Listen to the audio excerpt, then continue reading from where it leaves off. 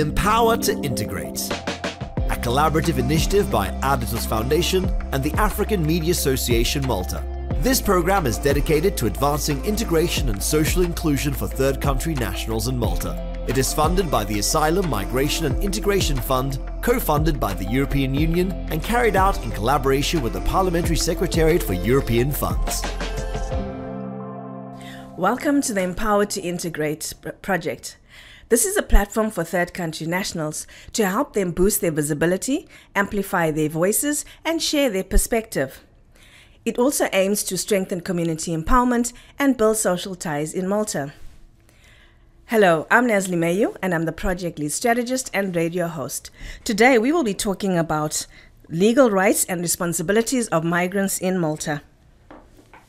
I'd like to give a warm welcome to one of our guests, who is Michelle Calleja Chehab, who is a project coordinator at IOM Malta. Her background is in human rights law, and she has worked in the field of migration in Malta for the last 10 years.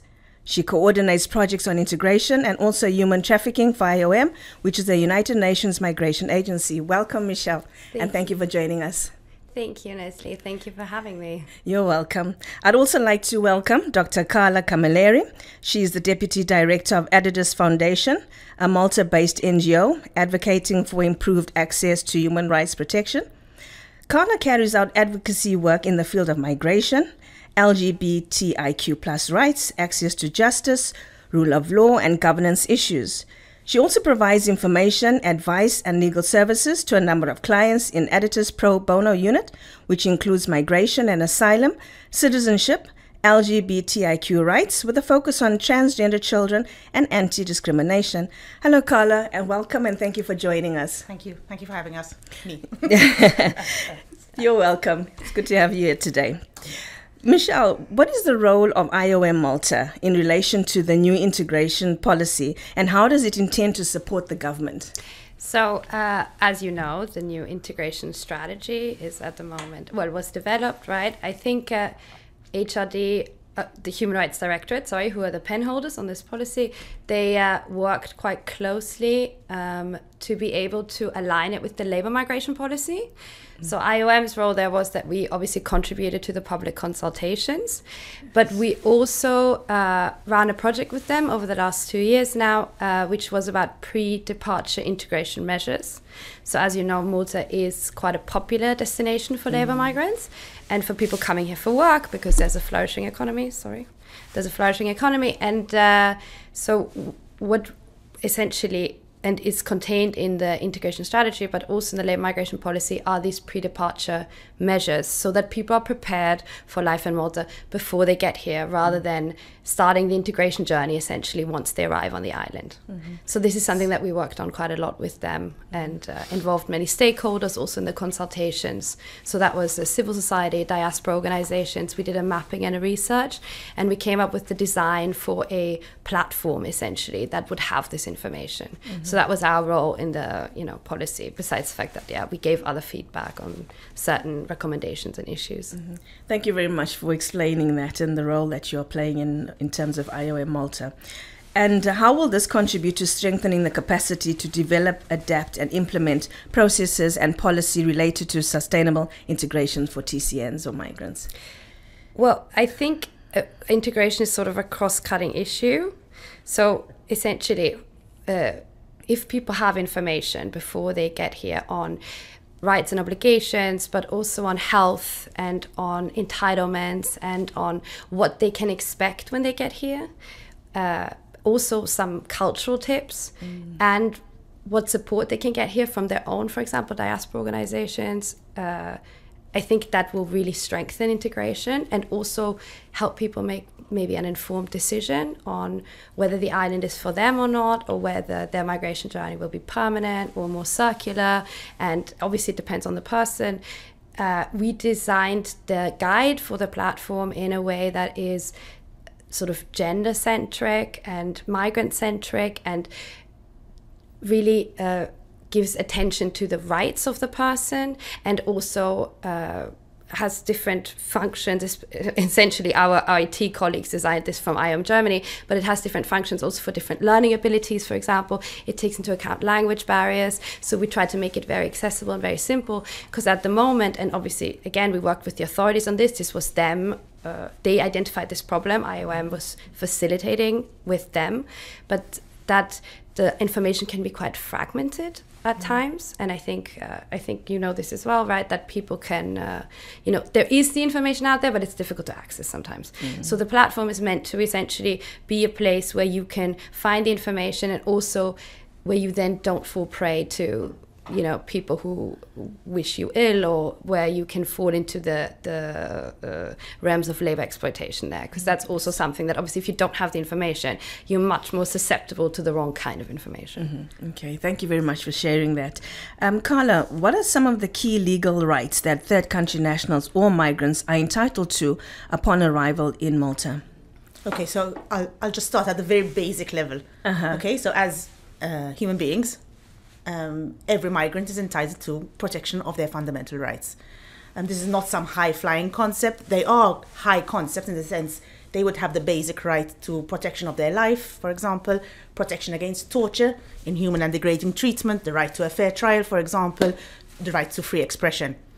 So these rights are granted to everyone, irrespective of their status, their nationality, their background, basically. They're inherent to them being human.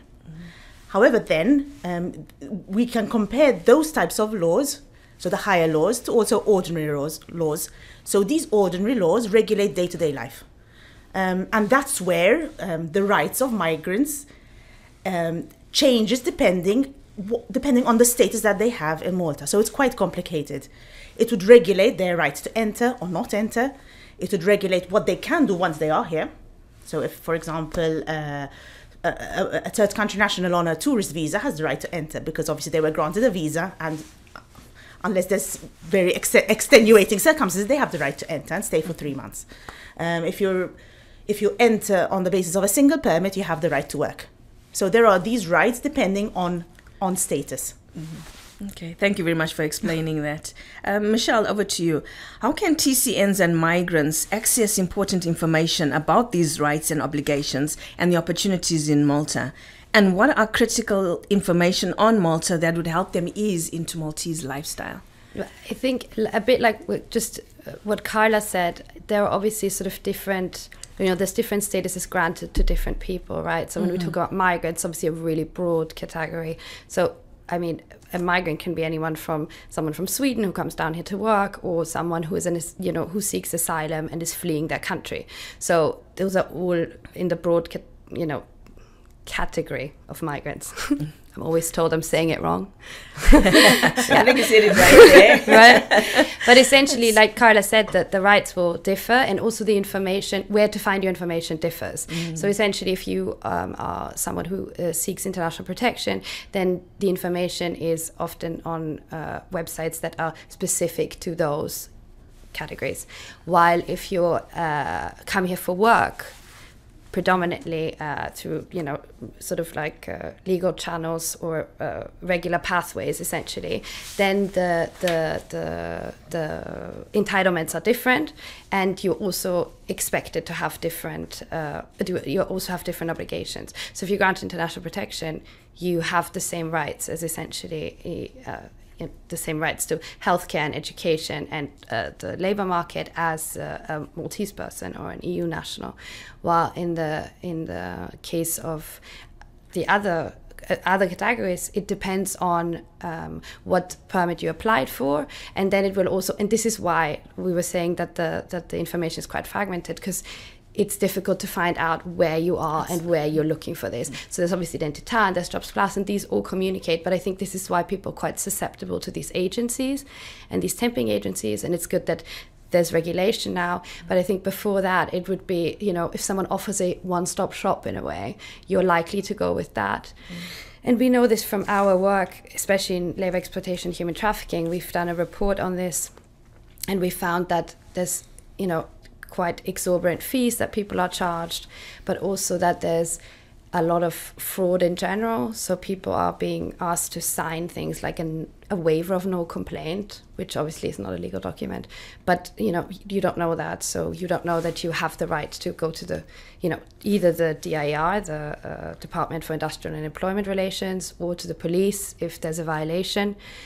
You think that you've signed a legal document that obliges you not to complain about something, besides the fact that you might have debt bondage, which means that you've paid a certain amount, and you might have sold stuff in your country of origin, or you might have taken out a loan in your country of origin, you might have borrowed money from relatives in a country of origin, and you need to pay that money back. Besides the fact that often the agencies tell you that you owe them money also for all kinds of fraudulent processes.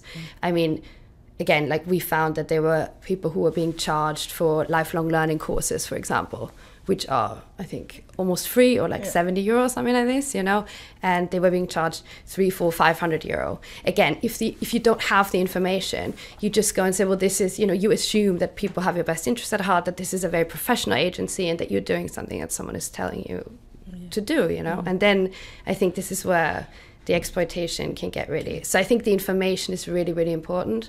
And I think, like I said, there's quite a lot of recognition from the authorities that this is something that is really a priority right now. Thank you for sharing that. It's quite complex in terms of, you know, different people have different needs or need different permits and things like that. But what you're talking about with the pre-departure measures is for people to really do their homework, so that they'll come across documents like you're saying, this, you know, waiver of notice, that it's you know, it's fraudulent, or that I don't have to pay that much, you know, for my courses. So it really is about the migrant or third country national doing a lot of homework before they come, and even when they do arrive, is, you know, asking for support where they can. But also for the authorities themselves, and capacity building for them and the employers as well, because this was also something that we're engaging in quite a lot now, like engaging with the private sector and making sure that the entire system works, because it is such a sort of multi-layered system, right? It's not all the responsibility doesn't lie on the person who's coming. It's also the host community, it's also the private sector, it's also the authorities. Like, everyone has to work together to make a system that is conducive to integration, because I think this is something that we're engaging quite a lot now with the private sector on this as well. And a lot of times when we're consulting with them, people are going, you know, we don't care where people are from, we only care that they stay once we've trained them. Right, you know, because it really, but it makes sense, right? It's about the economy, right? It's about money. It's like, you know, I've trained someone, I've invested in them, I'd like them to stay. And if the integration system isn't working, then that can hamper people staying. So really, you know, people are like, okay, if we've invested, now let's reap those benefits and have a system that is good for everyone, right? So even the private sector has a vested interest in this, which we've really found. Yeah, thank you very much. Carla, can you explain the difference in legal statuses between third country nationals and asylum seekers, refugees, and what means... Yes, of course. And what means for their rights and responsibilities in Malta? Of course, because Michelle already touched upon this. Sorry, we laughed because I already started. Sorry. It's fine. No, it's all right. I mean, this really is crossing over in terms of what you both do. So thank you as well. Exactly. So essentially, a third country national is anyone, so any person that comes from a country that is not an EU member state. That's quite simple, not to be mixed up with third world countries, because sometimes there's this complete mix-up between third country national and third world. It has nothing to do with it. It is EU law. You're a third country because you're not from a member state. So it's quite a broad category. An asylum seeker is someone who comes to Malta and applies for asylum, so for protection with the International Protection Agency. So you become an asylum seeker. Once that agency grants you protection, whether it's refugee status because you have a well-founded fear of persecution in your country of origin, or subsidiary protection because there is a real risk of serious harm if you return to your country. So that category of people are refugees and persons with subsidiary protection. Any other person who went through the system, applied for asylum, and has their application rejected, at times remains in Malta, and we call those the undocumented migrants. Of course, all those category of people, including the undocumented migrants, have certain rights. And they change, and obligations, and they change depending on the status. So, for example, as Michelle mentioned, one of the key differences is that persons with international protection are afforded a broader range of rights, okay? So the right to protection, the right to reside, to healthcare, to education, to bring your family over for refugees, but not persons with subsidiary protection, and the automatic right to the labour market. There's also within the third country national group various levels, okay, or various types of permits. You have the single work permit, where you have the right to reside and work in Malta. You have long-term residence, where you've been living in Malta for a certain number of years, and you apply for this permit, which is more permanent. And then you have access to much broader rights, more similar to, say, someone with international protection. You also have student visas. You're entitled to work. You're entitled to study, and within limits, you're entitled to work. Of course, the obligations also change depending on the statuses. Yeah. Thank you. That is also quite very broad. It is when very you say broad. third country nationals or you're a migrant. Yes. There's so many different layers to it, and hopefully the audience or people watching this here can see that there is such a big difference as There well, is. and not just classed as one. Of course, Yes. I mean, different rights and also different needs. So we have to always keep that in mind. Maybe a refugee would need more support because of the trauma, say, of travel, or of what they've seen at home, or what they need back here in Malta. So there's also different needs, different rights, and different obligations. Thanks very much. Very interesting. Michelle, so did you want to add something Yes, on because there? I was going to say, but then I think you touched on this as well. But then also, if you are a third country national that comes here on a work permit, on a study visa, and you overstay your visa, you can then also fall into irregularity. So then you would be the same sort of undocumented. And this, I think, applies quite a lot to, so again, I'm always banging on about trafficking, but it's the other sort of field that we engage in quite a lot. And I think it's interesting because often, and this happens everywhere, right? But that, if you're a victim of labor exploitation or trafficking, sometimes your documents are not renewed by your employer, also as a way to threaten you, right? Exactly. And then you wouldn't know, and you might be the person who is then not prosecuted, but maybe sent home because you're the one who doesn't have documents. So it's also sort of a cycle. So I think with a lot of effort with the anti-trafficking strategy, which came out in the summer, it's being made also to do capacity building for the public authorities to be able to identify people and victims, so this doesn't happen, so that you don't have someone who is irregularly here and they essentially have to return to their country, but that they check whether this could potentially be a victim of human trafficking. And just for the listeners, I'm not sure if everyone's familiar with the term, but human trafficking, because we use it quite a lot, and it implies a sort of like degree of cross-border movement, but a different term that exemplifies it better maybe is modern slavery. So we're talking about and modern slavery can be in sexual trafficking, which is the more sort of publicized trafficking, I think, because of movies like Taken, so it's like, yes, this is what it is, right? It's quite it's quite boxy. Exactly, yeah. But then obviously there's a lot of grey areas in labor exploitation as well. So it does also affect men. It affects the domestic care industry sometimes. It affects people who work in construction. I'm not saying here necessarily, but I'm just talking about in general. So the research that we did with the project was focused on women, but we are looking to widen our scope a little bit and also include men. And I just want to talk a little bit about this new project that we're starting with our Podge. Just some marketing now. But essentially, it's a new project, and our Podge is going to, obviously it supports their shelter that they run, because they run a dedicated shelter for victims of human trafficking and labor exploitation, or survivors rather, which is a better term to use.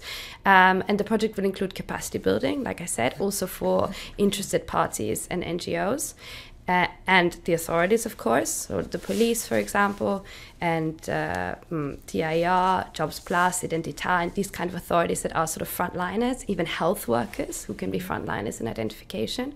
And then also public information days. So that's quite interesting, because often, like I said, I think it's a bit under the radar, and it's quite underreported, especially locally.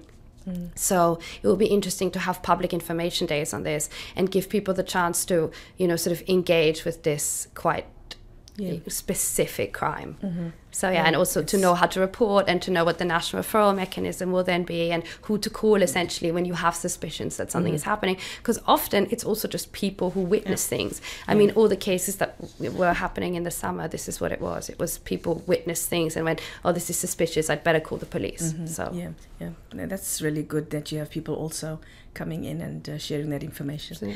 Thank you. Carla, just one more question for you. Language is a barrier for many third country nationals and migrants. How accessible are legal aid and interpretation services to them as they navigate the legal system process in Malta? I wish to say it's a simple answer, but it's actually not that simple. So there are two tracks for legal aid. So there's the general legal aid that is accessible to both Maltese and non-Maltese alike. And that is available in cases of either civil litigation or criminal litigation. And the kind of your eligibility is the same as whether you're a Maltese person or a non-Maltese person. So it's available to everyone as long as what we say there is a litigation happening. So it's not available just for legal advice. There has to be a legal interest, a litigation going on, okay?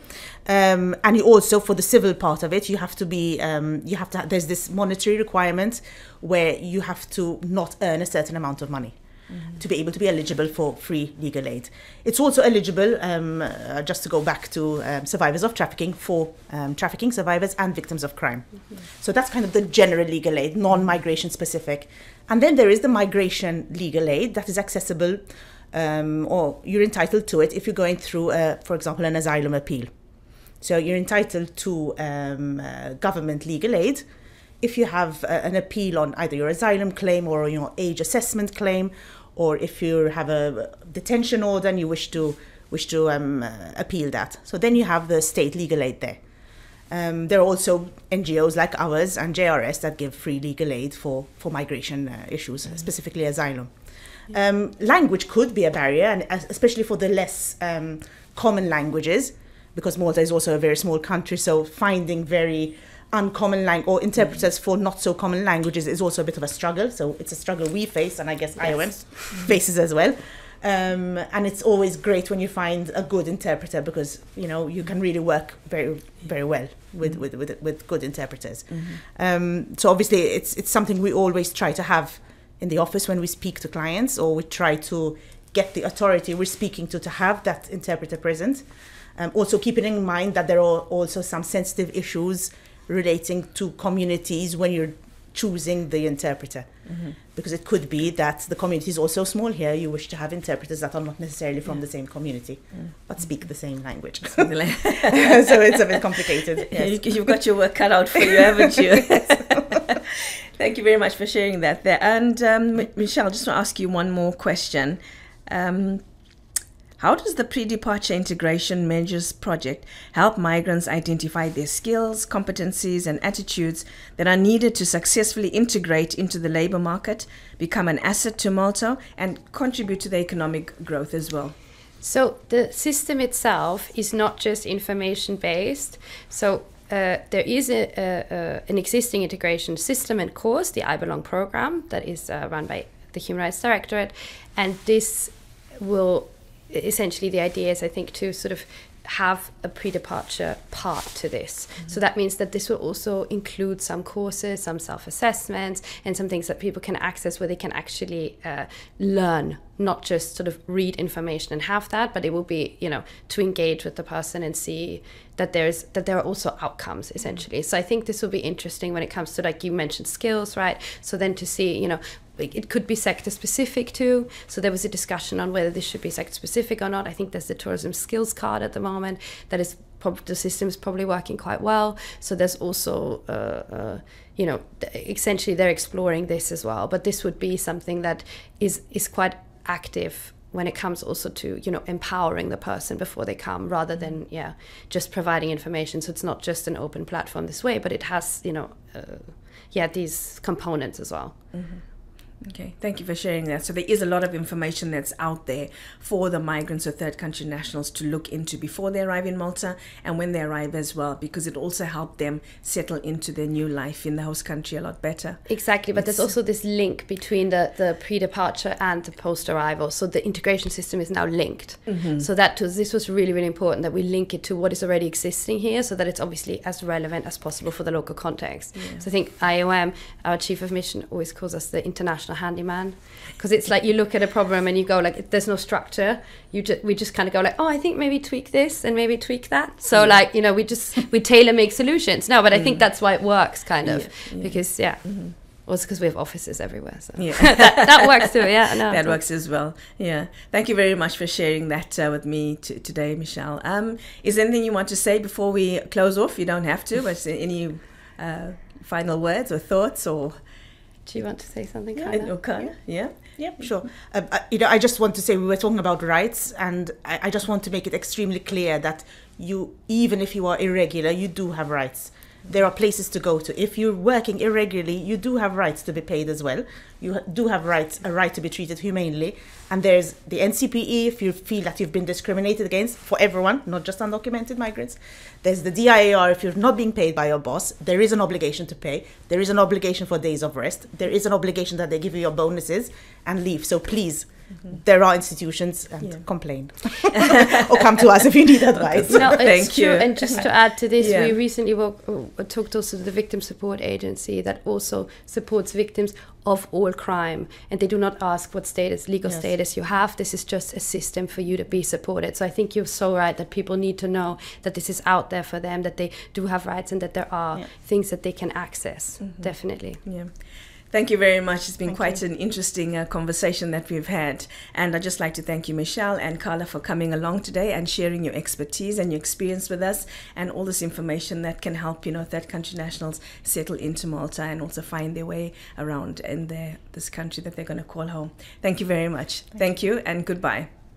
Empower to Integrate, a collaborative initiative by Aditus Foundation and the African Media Association Malta. This program is dedicated to advancing integration and social inclusion for third country nationals in Malta. It is funded by the Asylum, Migration and Integration Fund, co-funded by the European Union, and carried out in collaboration with the Parliamentary Secretariat for European Funds.